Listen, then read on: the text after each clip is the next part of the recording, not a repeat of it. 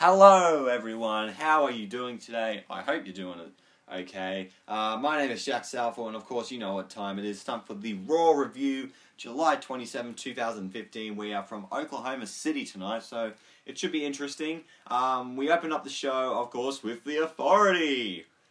Originality, that's the way to go. But they had a massive announcement, and they announced that this year's SummerSlam will be 4 hours long. Alright. Okay, I don't really know about that. It could be good. I hope they do it to give matches a lot more time and put some extra matches on there, but if they're just doing it as an excuse to put everyone on the card, it's just, just don't. Anyway, so we're having a look here, and they talk about all the matches that are going to happen tonight, which I'll get to later on. Seth Leia? What the fuck? So Seth Rollins, he gets on the microphone and he talks about his accomplishments and all that stuff, and he's just being a douchebag, and how tonight there should be, it's been a night of firsts tonight because they announced a bunch of matches, and he's like, the first thing you should all do is actually respect me, and everyone's like, boo. And then Cena comes out, of course, and he says he's been acting like a jackass of recently, and his mate calls him a joke and just pretty much talking shit to him. Rollins tells him to shut up, and that this isn't his little US title, this is the WWE World Heavyweight title, and they squabble for a bit. And Stephanie's like, do you want to see these two fight for the World Heavyweight title tonight? And everyone's like, yeah, let's do it. And of course Stephanie's like, nope, you ain't getting shit. And so, yeah, fans booed that heavily. And that instead, Cena is going to defend his United States title later tonight. So that should be interesting. Then after that, we get, I believe, Big Show versus Dean Ambrose. It was announced that Paige will be on Stone Cold's podcast next Monday, which is a pretty weird choice to have. I think they were originally going to have Hulk Hogan on there, but we all know what happened to him, poor guy. So Paige is going to be on there. I think they decided, oh shit, let's just pick a tough enough person on there. So it could be very interesting. It's going to be on next Monday, and it should be very enjoyable. So Miz is on commentary, yay. And we get an okay match, but the theme around this is that Big Show keeps knocking Ambrose to the outside, and it'll be 8, 9, and Ambrose would always keep going in, but it eventually ended when Ambrose did a suicide dive to the outside, and Big Show hit the knockout punch, and Ambrose was down, and unfortunately he lost by count out to the old fat fuck. So, yeah, I know it was just a count out, but it just pisses me off. And Miz was just on commentary doing bugger all. And then Big Show looks like he's about to do a WWE 13 moment and spear him through the barricade. But then Ambrose rolls out of the way, and Big Show ends up running through, and so Ambrose ends up coming off strong. Good. Next up, we have Neville versus Fandango. Neville's a heel all of a sudden? No, Fandango's a heel all of a sudden. I thought he was face, but whatever. They need to sort out their priorities. Work out who's face and who's heel, for Christ's sake. How this match ended was Neville tossed Fandango back into the ring, jumped in, jumps up the top turnbuckle, hits the red arrow, and got the win. And then Stardust was on the screen, and he's mocking another win with Neville, and he promised to rescue and save the WWE Universe, and that Stardust said Neville won't be able to stop him, and, whatever. So then backstage, Paige is talking to Charlotte and Becky Lynch, talking about the positive response on social media, about the whole Divas Revolution, until Team Bad interrupt, and then Paige heads to the ring with Charlotte and Becky Lynch in their corner tonight. And then Paige takes on Sasha Banks in a very good Divas match. Had a lot of fun watching it. All the people outside the ring eventually scooted off, but how this ended, Banks hit the double knees to Paige in the corner, which I really like, gets 2 count. Paige then drops Banks face first and applied a modified crossface. Banks then reaches the ropes to break it up. Banks drops knees over the back of Paige, and then hits Banks' statement. Paige taps out for the victory. So, yeah, very good match. Sasha Banks is awesome, Paige is awesome, so I was very pumped for this. I think they held their own, and I don't have no problem with Sasha Banks winning. I didn't really care who won because they're both very good. Then we get this segment with Rusev and Summer Rae. And Rusev is like, I am smitten with Summer, and I want to give you some gifts and stuff. And that's not a Bulgarian accent, but I'm trying my hardest here. So, he says, I'm going to teach you all American peasants on how a real man treats a woman. And so he goes to the ring and brings out 2 presents. The first one is a fucking dog she gives to Summer Rae.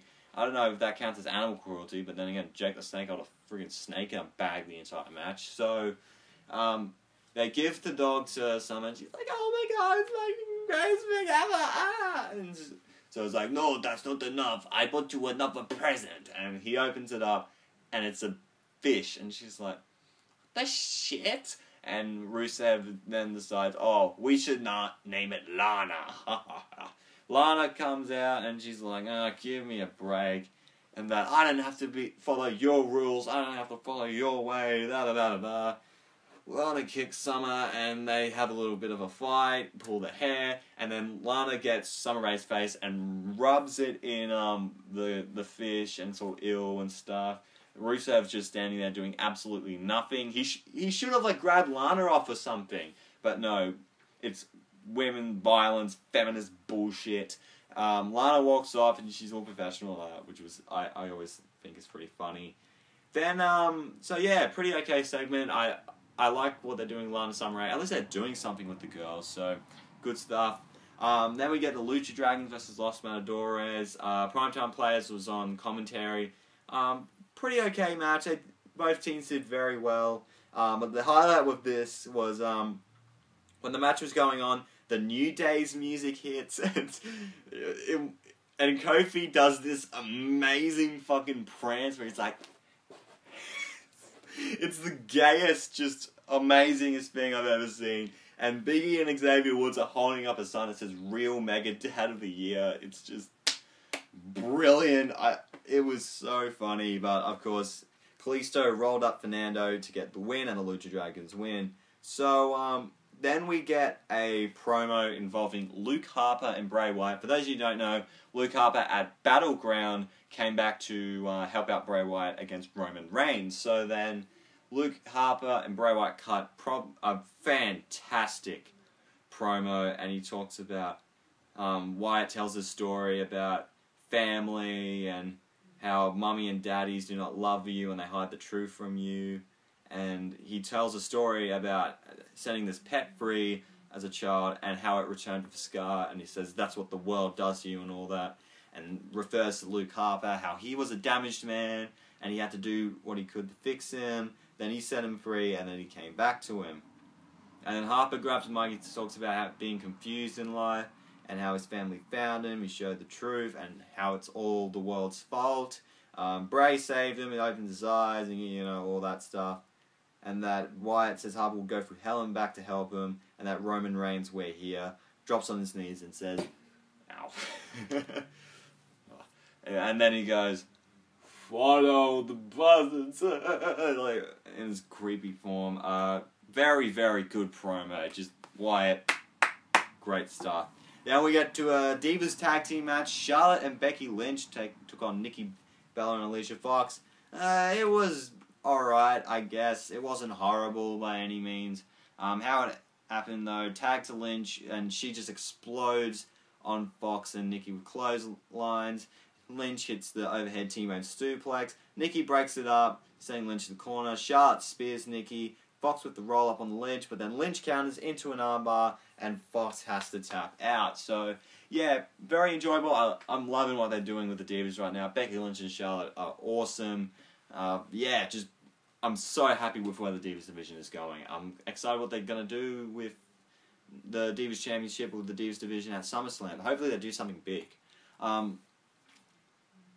But then we get footage of Patrick being eliminated from Tough Enough last week, which is bullshit.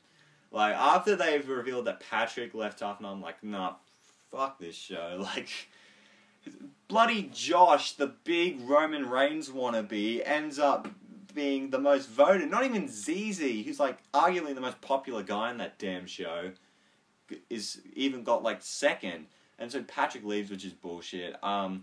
ZZ's probably going to win. And to be honest, I don't give a shit about Tough Enough anymore. Fuck that show. Let's move on to something good. Randy Orton versus Kevin Owens. Very, very good stuff here for what they did. How it happened, Sheamus was on commentary. A lot of people were on commentary tonight. Orton hit a snap power slam and required some extra power with Owens. Orton hit the overhead belly-to-belly suplex. They brought it outside. Orton sends Owens back first in the barricade. Sheamus then gets out of the booth, hits a bro kick on Orton. Referee calls from the bell.